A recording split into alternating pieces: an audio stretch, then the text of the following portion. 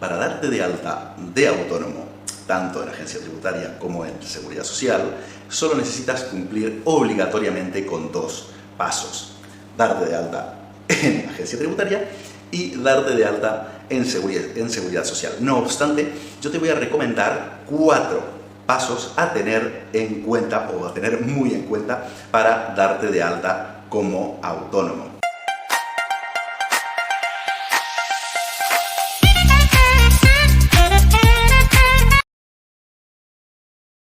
El primero y principal, aunque no imprescindible, sí extremadamente importante, sobre todo porque te costará muchísimo realizar el resto de pasos si no cumples con este, es el de disponer de un certificado digital. ¿Y esto por qué? Porque ahora mismo y en el futuro se profundizará más en ello, todos los trámites o la mayoría de trámites con las administraciones, sobre todo con seguridad social y con agencia tributaria, y sobre todo si la relación es entre autónomo profesional con la seguridad social y agencia tributaria, pues todos estos trámites se tienen que hacer a través o son muchos más ágiles si se hacen a través del certificado digital. ¿Por qué? Porque tienes las webs, digamos, ya cada vez más avanzadas con sus portales y demás. Todo ese tipo de gestiones, si las tienes que hacer, digamos, sin el certificado digital, lo que tendrás que hacer es descargar los formularios. Los formularios son muy farragosos y porque aparte ni siquiera están, o no es que no estén actualizados, sino que son muy anticuados, y necesitas de la mano ejecutora del actuario o del funcionario, el cual, como se está profundizando en todo el asunto de, todos los trámites digitales, pues cada vez les cuesta más atendernos porque hay que pedir cita previa, se da a entender o se entiende que cada vez hay menos profesionales para eso en particular y están para otras cuestiones. Bueno, pues total, que el hacerlo por los cauces habituales hasta hace unos años, pues se hace bastante más farragoso. Sin embargo, con los certificados digitales podréis comprobar que este tipo de trámites se realizan de manera muy ágiles. Además, una cosa es ser un contribuyente particular en el cual vais a hacer una gestión al año o cada 2 años con las administraciones, pero cuando seáis autónomos, las gestiones, la relación con las administraciones públicas, sobre todo seguridad social y agencia tributaria, es prácticamente mensual, con lo cual es muchísimo más habitual. No podéis estar perdiendo el tiempo yendo a las oficinas de la seguridad social o agencia tributaria constantemente, por lo que necesitáis que esta relación sea ágil. Y lo mejor que podéis hacer es disponer de un certificado digital. Yo recomiendo el de la Fábrica Nacional de Moneda y Timbre, que es el más completo. Y te dejo en la descripción la relación de los vídeos donde te explico cómo conseguir el certificado y hacer algunas de las gestiones más habituales. Segundo paso, importantísimo, es escoger correctamente el código de actividad IAE. Tenemos que escoger correctamente el epígrafe de impuestos a actividades económicas, que es lo que resume las siglas IAE. Entonces, cuando nos demos de alta, tanto en Seguridad Social y después, posteriormente, en Agencia Tributaria, en Seguridad Social tendremos que informar del código SENAE, que es el Código Nacional de Actividades Económicas. Pero este tipo de códigos, el SENAE, no genera demasiados problemas porque es más fácil de determinar cuál es el que nos corresponde, porque son menos códigos, son más amplios, entonces no genera tanto problema. Pues el carpintero tiene su código SENAE de carpintería y poco más, no hay tanta especificación. Pero el código, el código, el epígrafe del impuesto de actividades económicas, el IAE, sí que es bastante más determinante, es decir, es más detallado. Por ejemplo, en las agencias de marketing tienes un IAE si eres agencia empresa y tienes otro si eres profesional autónomo que ejerce, como persona física. Y esto es importante por otras cuestiones que luego te explico. Así que tenéis que tener muy claro, antes de llevar a cabo vuestra alta, qué código SENAE os corresponde, os costará menos, y luego qué código, qué epígrafe IAE os corresponde por actividad. Y el epígrafe IAE afecta, no te lo pedirá la Seguridad Social, pero sí que te lo pedirá la agencia tributaria, porque son códigos para la agencia tributaria. ¿Y por qué son muy importantes? Porque, para que me entiendas, te explico que se divide en tres grandes grupos: el de actividades económicas, actividades profesionales y actividades artísticas. Y digamos que se divida en tres grupos tiene sus implicaciones, porque, por ejemplo, las actividades empresariales, digamos, no se pueden escoger los epígrafes IAE de ese grupo por parte de, o solo, digamos, en este grupo, digamos, caben todos. Podrían cogerlo tanto empresas como profesionales autónomos, si es que le corresponde este tipo de epígrafes por actividad. Pero, por ejemplo, una empresa no puede coger epígrafes IAE de las actividades profesionales ni de las actividades artísticas. Entonces forzosamente se va al grupo 1. ¿Y esto por qué? Porque el grupo 2 y 3, que son el de profesionales y el de actividades artísticas, implica que sea obligatorio que cuando prestáis servicios a otros profesionales o empresas, pues que en vuestra factura se aplique una retención que al principio será del 7%, el año que te das de alta y los 2 siguientes, y luego pasa al 15%. Y esto es muy importante porque estas son normativas contables y fiscales que se han de respetar, y sobre todo afecta a servicios que yo entiendo que es porque a la agencia tributaria les costaría mucho, digamos, determinar qué cantidad de servicios se prestan, digamos, en este tipo de actividades, y por eso ejerce o obliga de alguna manera a que entre profesionales, cuando actúan o interactúan entre ellos, pues aplica las retenciones, que no dejan de ser un mecanismo de control. ¿Cómo funciona una retención? Pues, por ejemplo, tú tienes que facturarle 100 euros a otro profesional y estás dentro de uno de estos grupos que te obliga a aplicar retención en tu factura. Pues de esos 100 euros, el 15%, por ejemplo, si ya has superado los primeros años de actividad, tu cliente, digamos, te pagará tu factura menos el 15%, que te lo estará reteniendo, por eso se llama retenciones. Te lo retiene, y en vez de pagártelo a ti, no es que no te lo pague, sino que se lo paga a la agencia tributaria a través de unos modelos específicos, y con otros modelos informativos, pues avisa a quién ha retenido esa cantidad y a quién le corresponde. Y tú, cuando vayas a hacer tu renta, pues te saldrá en los datos declarados, digamos, te saldrá el aviso de que tu cliente te ha aplicado esta retención y la ha pagado a la agencia tributaria. Y la agencia tributaria te lo tendrá en cuenta en tu declaración de la renta y será saldo a tu favor. Pero tienes que tener en cuenta que todo este sistema, digamos, existe, es obligatorio, no lo puedes evitar, y si por la actividad que a ti te corresponde tienes que ir a uno de estos grupos, porque el epígrafe correspondiente está dentro de uno de estos dos grupos, pues esto lo tienes que cumplir, lo tienes que tener muy claro para actuar, digamos, correctamente en tu alta con, sobre todo, agencia tributaria. Otro aspecto muy importante que determina tu código IAE es el tipo de IVA a aplicar, si está exento, si no está exento, si vas al tipo general, al tipo reducido, al tipo súper reducido.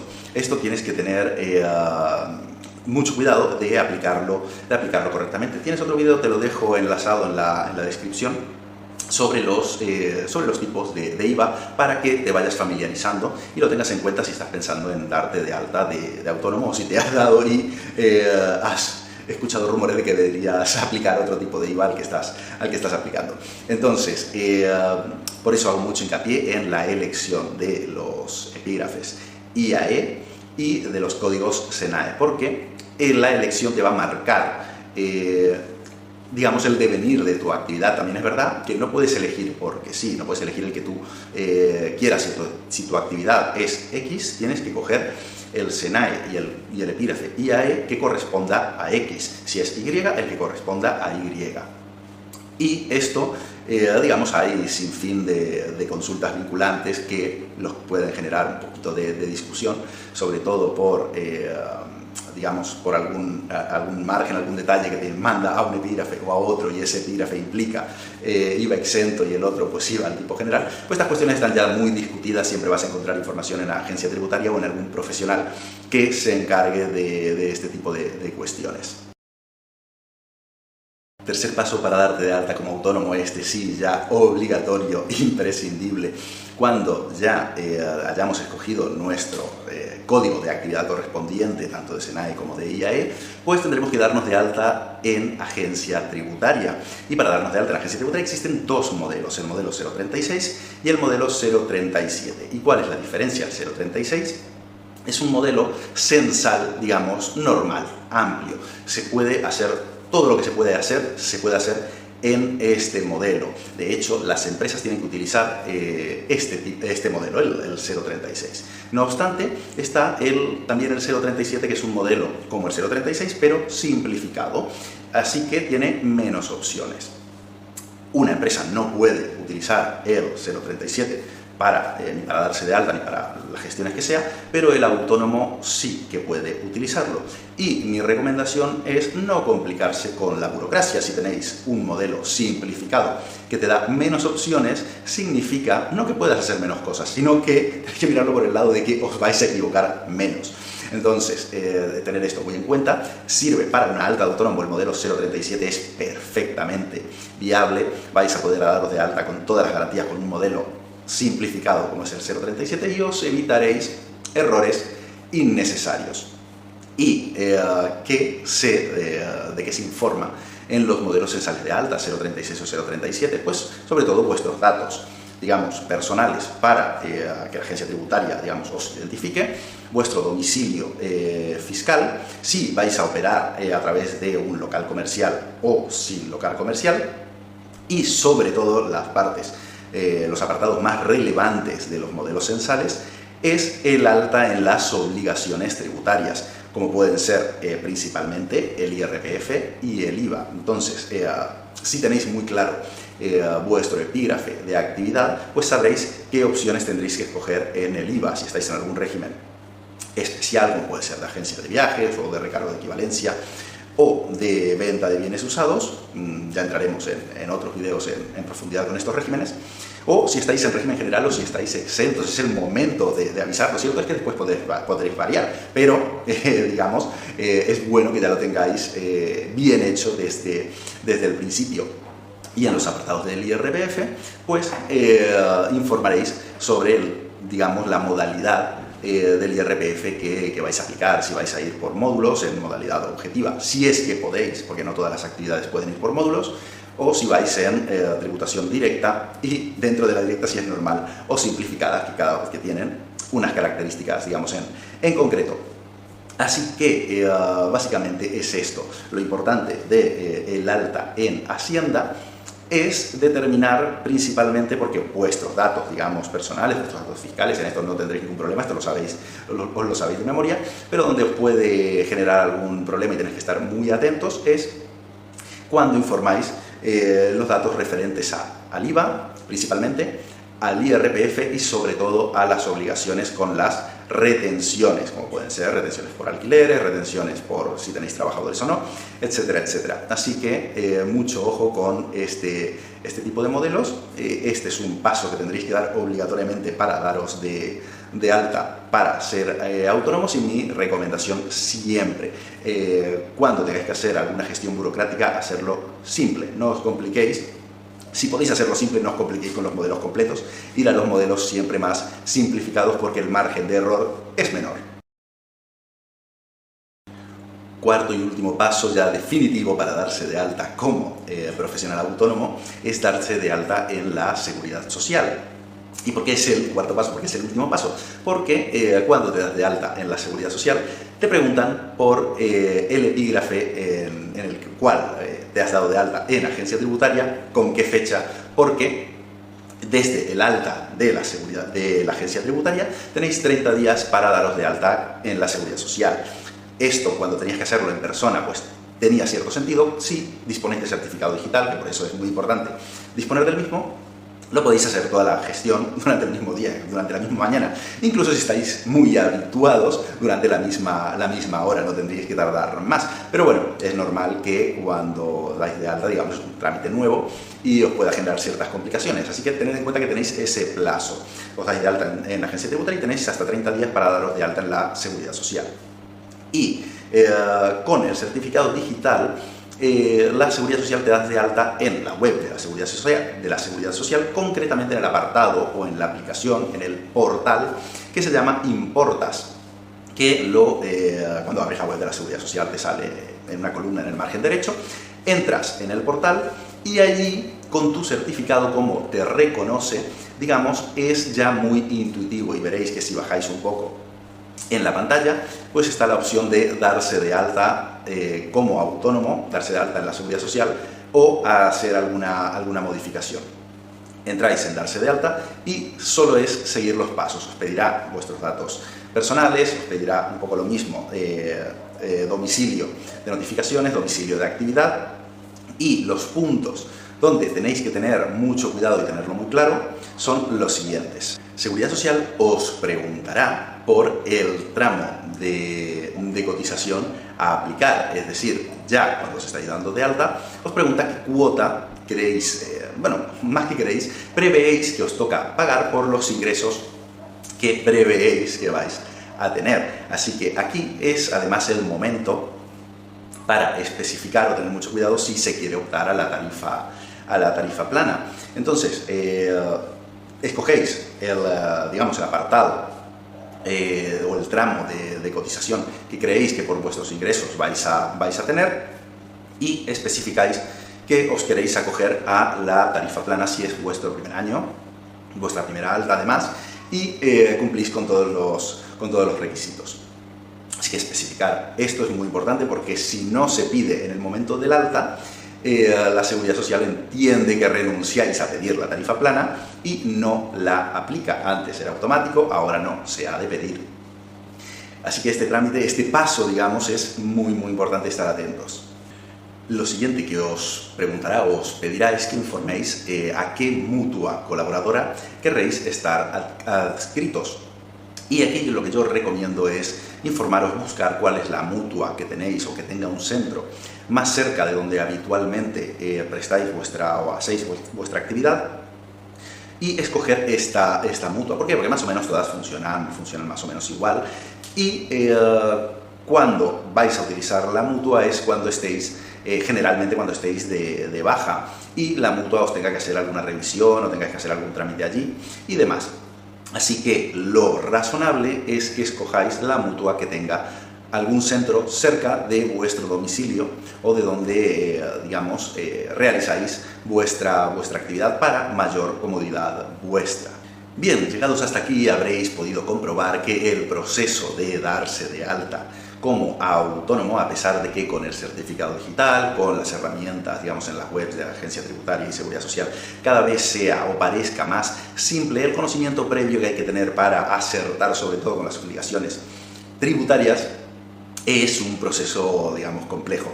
Así que, independientemente de que esta información os sirva con carácter informativo y os dé algo de luz en el proceso, yo siempre recomiendo que el alta la realicéis siempre asesorados por un profesional que esté acostumbrado a este tipo de gestiones, porque cualquier error en estas funciones en la alta, para ser más concreto, en el alta autónomo, cualquier error se traduce en dinero, en costes económicos, es decir, os va a costar dinero cualquier error que cometáis en esta faceta, y cuanto más tardéis en daros cuenta, pues más caro os va a salir. Así que está muy bien que os informéis, está muy bien que cojáis todos los tips, informativos, para, tener en cuenta de qué va esto, pero yo os recomiendo que lo hagáis siempre de la mano o acompañados por un profesional. De hecho, yo mismamente, que hago este tipo de operaciones muy habitualmente, se podría decir que tranquilamente 1 o 2 al mes, tengo que revisar según la actividad que sea y las particularidades en concreto que va a llevar esa actividad. Tengo que tener mucho cuidado con los epígrafes IAES, y sobre todo si se tiene o hay, posibilidad de aplicar un tipo de IVA diferente del general y demás. Es decir, son cuestiones muy delicadas, que está bien que os informéis, pero también está mejor que vayáis acompañados del asesoramiento de un profesional para ahorraros algún que otro disgusto.